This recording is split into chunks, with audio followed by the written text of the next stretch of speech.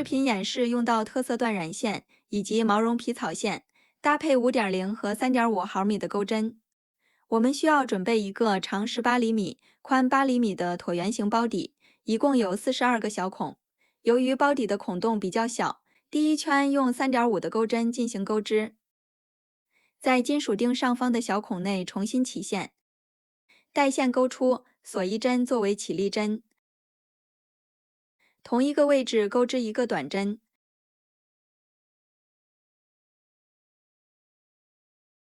对应每一个小洞，首先按顺序钩织6个短针。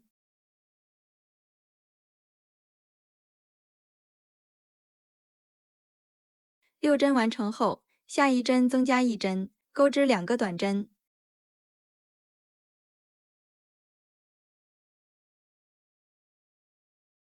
在接下来的洞眼内继续钩织6个短针。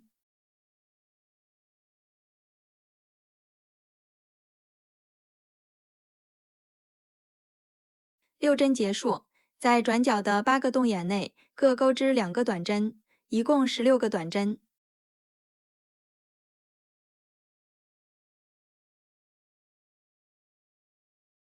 前半部分完成后，另外一半重复针数。首先钩织6个短针，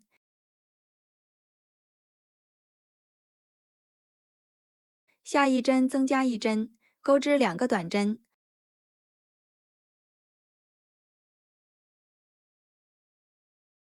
后面再按顺序钩织6个短针。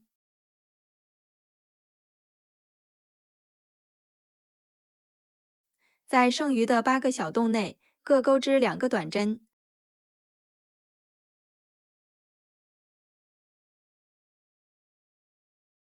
最后在第一个短针上钩织一个引拔针。第一圈完成后，一共60个短针，针数必须是3的倍数。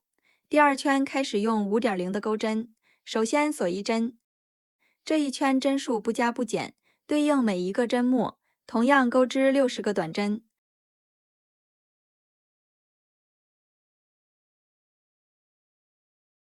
第二圈结束，在第一个短针上引拔连接。第三圈开始钩织枣形针，拉出线圈，钩针绕线，穿过针目，带线钩出，编织一个未完成的中长针。重复操作，同一个位置再钩织2个未完成的中长针。最后绕线，一次性穿过全部线圈，然后钩织一个锁针。同一个位置再钩织一个枣形针。首先钩织3个未完成的中长针，线圈长度保持一致。最后绕线，一次性引拔钩出。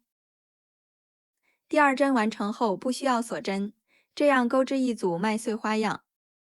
后面空出2个针目，下一针继续钩织枣形针。首先钩织3个未完成的中长针，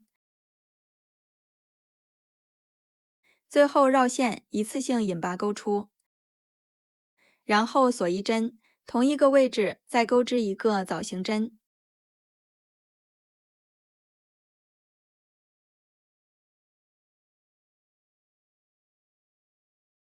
第二组完成后，同样空出2个针目，重复前面的方法循环钩织。完成后一共20组麦穗花样。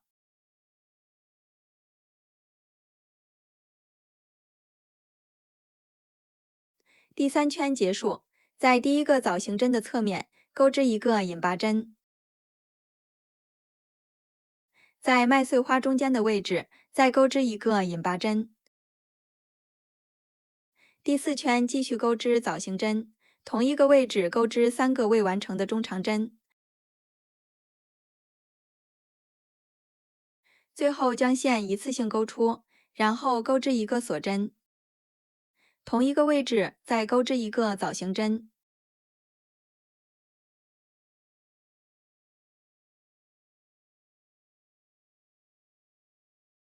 第一组完成，在第二组中间的镂空处重复操作。首先钩织3个未完成的中长针，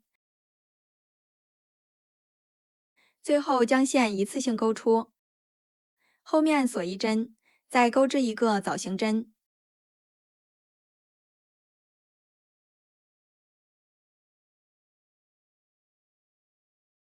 这一圈针数不变，对应第3圈的麦穗花，同样钩织20组花样。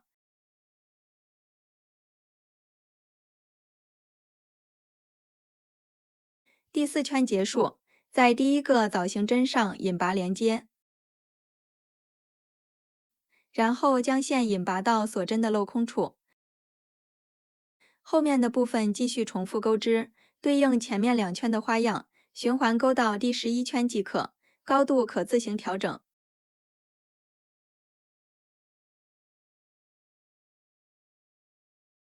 第11圈完成后，将线剪断，这里就是包身的部分。接下来我们钩织提手的部分，在织物的前后面分别空出5组麦穗花，在左边这一组的镂空处重新起线，带线钩出，同一个位置钩织一个藻形针，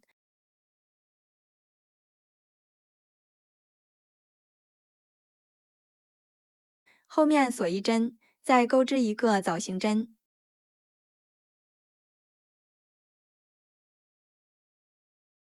第1排正常钩织，一共5组麦穗花。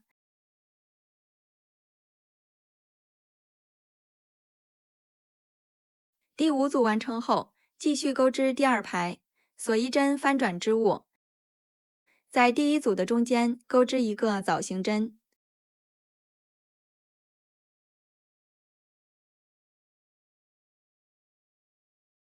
在第2组的中间正常钩织，一共循环3组麦穗花。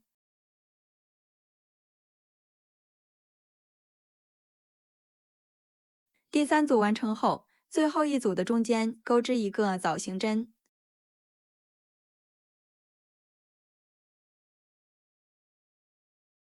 第3排锁2针，翻转织物，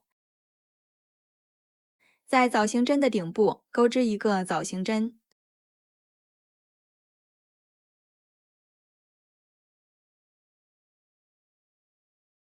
在下一组的中间正常钩织，一共循环3组麦穗花。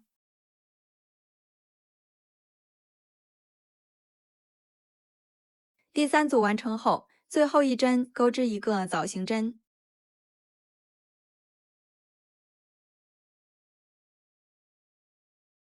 后面的部分针数不变，按照前面这2排的花样，循环钩到第10排即可，长度可自行调整。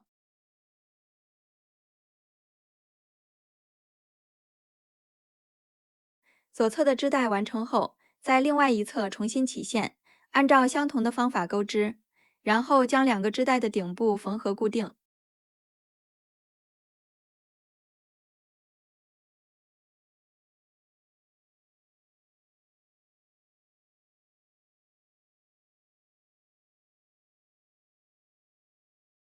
提手的织带完成后，换皮草线，在边缘钩织毛边，在第1排的底部重新起线，锁一针作为起立针，同一个位置钩织一个短针，在每2排的交界处各钩织一个短针，包身的每个藻形针上各钩织一个短针，环形钩织1圈即可。